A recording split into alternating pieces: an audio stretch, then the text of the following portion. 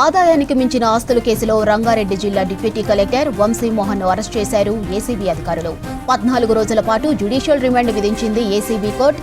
నిన్న వంశీమోహన్ నివాసంతో పాటు 11 ప్రాంతాల్లో సోదాలు చేశారు అధికారులు. 19 ఖాళీ స్థలాల పత్రాలు, 122 గ్రాముల బంగారు ఆభరణాలు, 2 ఖరీదైన కార్లు సీజ్ చేశారు. అలాగే వనస్థలిపురంలో విలాసవంతమైన ఇళ్లు, మణికొండ, మజీద్ బండ ప్రాంతాల్లో ఇళ్లు, ఫ్లాట్లతో పాటు ఇబ్రహీంపట్నంలో 2 ఎకరాల ఫామ్ హౌస్ ఉన్నట్లు గుర్తించింది ఏసీబీ. మొత్తం ఆస్తుల విలువ 6,22,00,000 వరకు ఉంటుందన్నారు. బహిరంగ మార్కెట్లో ఈ విలువ 100 కోట్లకు పైనే అని చెబుతున్నారు. అబ్దుల్లాపూర్ మెంట్ 8 ఎకరాల వ్యవసాయ భూమి కొనుగోలుపై అనుమానాస్పద లావాదేవీలు జరిగినట్లు గుర్తించారు.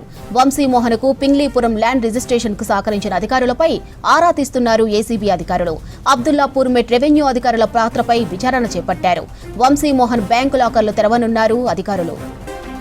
డీటెయిల్స్ అనిల్ అందిస్తారు. అనిల్,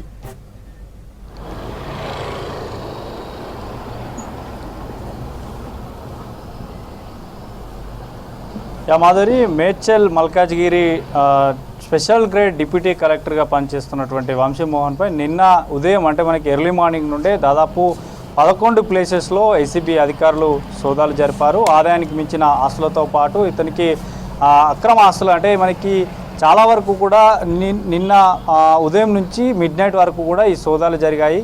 సో వంశీమోహన్కి సంబంధించినటువంటి ఇళ్లతో పాటు అతన్ని బినామీలు, బంధువులు, స్నేహితులు ఉన్నటువంటి ఇళ్లలో సోదాలు చేశారు. అయితే మొత్తంగా ఇతనిపైన అరెస్ట్ కూడా ఇప్పటికే కేసు నమోదు చేయడం కూడా జరిగింది. ఓవరాల్గా 6,22,00,000గా కూడా అంటే రిజిస్ట్రేషన్ విలువ ప్రకారం చూస్తే 6,22,00,000 నగదు ఆస్తులను స్వాధీనం చేసుకున్నారు. దీంతోపాటు ఒక ఇన్నోవా క్రిస్టా అండ్ కియా కారుకు సంబంధించి కూడా స్వాధీనం చేసుకున్నారు. సో దీంతోపాటు ఇతనికి సంబంధించినటువంటి వ్యవసాయ భూమి ఏదైతే అబ్దుల్లాపూర్ పింగ్లీపురంలో ఉన్నాయో సో అక్కడ రెవెన్యూ అధికారుల పాత్ర పైన కూడా ఇప్పటికే ఆరా తీస్తున్నారు. నిన్న ఇబ్రహీంపట్నంకి సంబంధించినటువంటి తహసీల్దార్ లీవ్లో ఉన్నా కూడా పిలిపించి మరీ రికార్డులను పరిశీలించినట్లు కూడా తెలుస్తుంది ఏసీబీ అధికారులు. దీంతోపాటు ఇప్పటికే 122 గ్రాములకు సంబంధించినటువంటి గోల్డ్ను కూడా స్వాధీనం చేసుకున్నారు. ఇక దీంతోపాటు మణికొండ, మజీద్ బండ, తర్వాత అబ్దుల్లాపూర్ మెట్ కానీ ఇటు పింగ్లీపురంకు సంబంధించి కొన్ని ఓపెన్ ఫ్లాట్లకు సంబంధించి కూడా స్వాధీనపరుచుకున్నట్లు తెలుస్తుంది. ఇక దీంతోపాటు ఓపెన్ అంటే స్పెషల్ గ్రేడ్గా మనకి మొదటి నుంచి కూడా ఇటు షేర్లింగంపల్లిలో కూడా పనిచేసినట్లు తెలుస్తుంది. షేర్లింగంపల్లితో పాటు మహబూబ్ నగర్లో మొదటిగా చేశాడు, తర్వాత సికింద్రాబాద్లో ట్రైనీగా చేశాడు.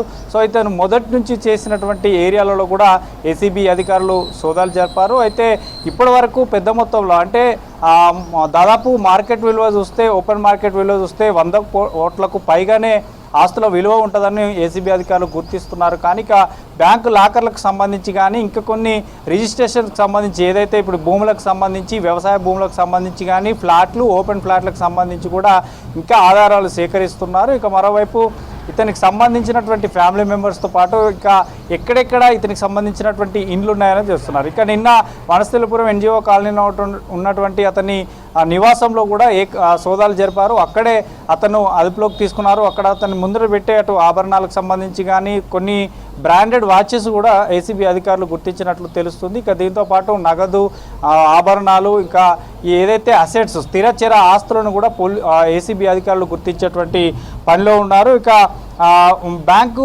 సంబంధించినటువంటి నగదు మాత్రం బ్యాంకు లాకర్లో 20 లక్షల నగదే ఉన్నట్లు కూడా తెలుసుకున్నారు. సో ప్రజెంట్ ఇంకా లాకర్లకు సంబంధించి ఇంకా ఓపెన్ చేసేటువంటి అవకాశం ఉంటుంది. కొన్ని లాకర్లు మాత్రం ఖాళీగా కనిపిస్తున్నాయని తెలుస్తుంది. ఎందుకంటే ఏసీబీ అధికారులు ముందుగానే సోదాలు చేస్తారన్నటువంటి సమాచారం ఉందో లేదో కానీ కొన్ని ఏదైతే లాకర్స్ ఉంటాయో కొన్ని ఓపెన్ చేస్తే అందులో ఎంటీగా కనిపిస్తున్నాయని కూడా ఏసీబీ అధికారులు గుర్తించేటువంటి పనిలో ఉన్నారు. ఇక దీంతోపాటు 8 ఎకరాల వ్యవసాయ భూమికి సంబంధించి కూడా కొనుగోలులో కొన్ని అనుమానాస్పద లావాదేవీలు జరిగినట్లు కూడా తెలుస్తుంది. ఇక మనకి అతని మామకు సంబంధించి కూడా గుంటూరులో కూడా కొన్ని సోదాలు జరిగినట్లు కూడా తెలుస్తుంది. ఇక మరోవైపు ఓవరాల్గా మాత్రం 14 రోజుల జ్యుడిషియల్ రిమాండ్ న్యాయమూర్తి విధించారు. నిన్న మిడ్ నైట్ వరకు జరిగినటువంటి ఈ కేసులో న్యాయమూర్తి ఎదుట హాజరుపరిచారు. ఆదాయానికి మించిన ఆస్తుల కేసులకు సంబంధించి మాత్రం అవినీతికి సంబంధించి కానీ ఇటు ఏసీబీ అధికారులు అయితే నిన్న మిడ్ నైట్ వరకు చేసి పేపర్కి సంబంధించి కానీ డాక్యుమెంట్స్కి సంబంధించి కూడా అన్ని స్వాధీనం చేసుకుని న్యాయమూర్తి ఎదుట హాజరుపరిచారు. 14 రోజుల రిమాండ్